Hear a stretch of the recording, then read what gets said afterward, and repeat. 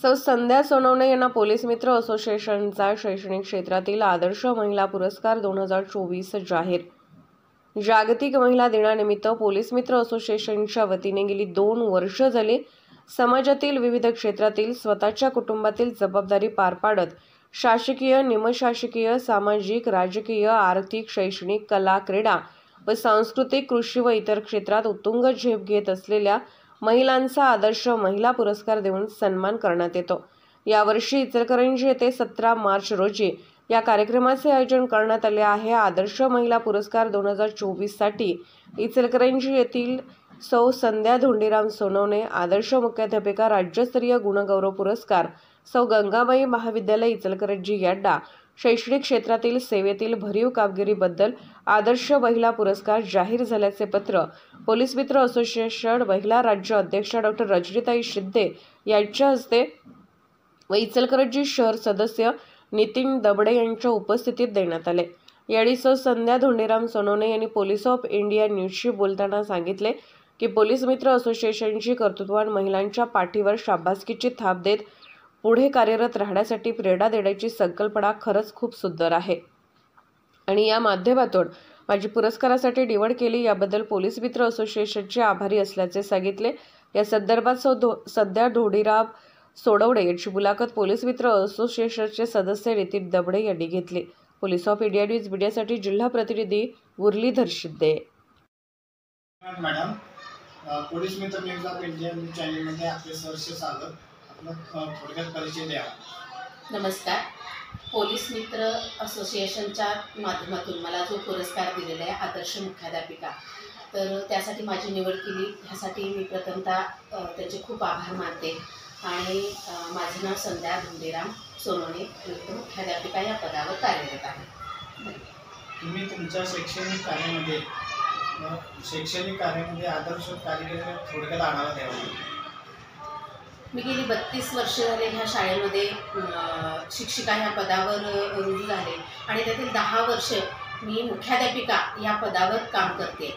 मुख्याध्यापिका या पदावर काम करत असताना या शाळेची मी मुख्याध्यापिका आहे याचा मला खूप अभिमान आहे, कारण आमची शाळा खूप नावाजलेली आहे, नावारूपाला आलेली आहे आणि शाळेमध्ये 1ली ते 4थीचेच वर्ग भरतात, परंतु माझ्या शाळेचा पट 800 पर्यंत आहे आणि 17 तुकड्यांची माझी शाळा आहे आणि आमच्या शाळेमध्ये प्रवेशासाठी खूप अक्षरशः झुंबड उडालेली असते।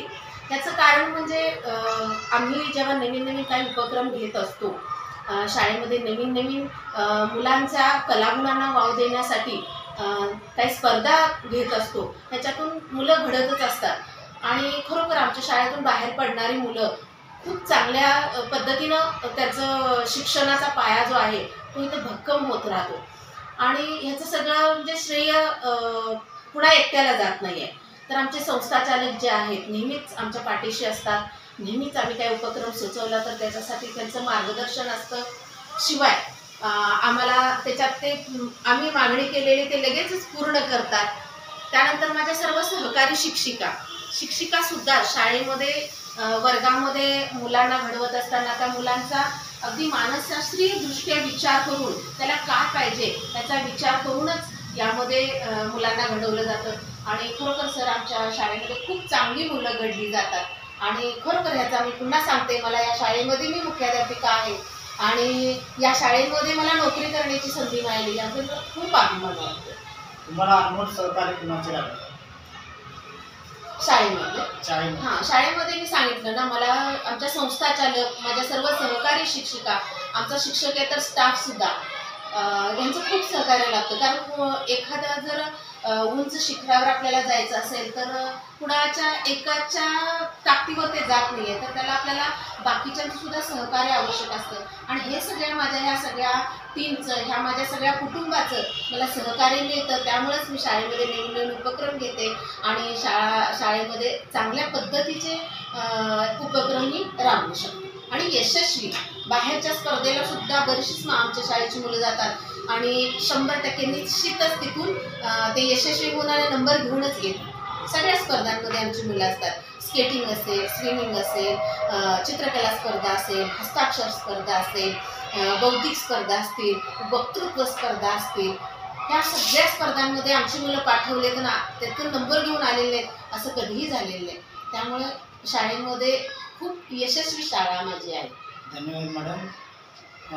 सौ गंगाबाई महाविद्यालयाच्या मुख्याध्यापिका संध्या डी सोनवणे यांचं आदर्श कार्य या मुलाखतीतून दिसून आलेलं आहे आणि मी त्यांना पुढील कार्य शुभेच्छा देतो.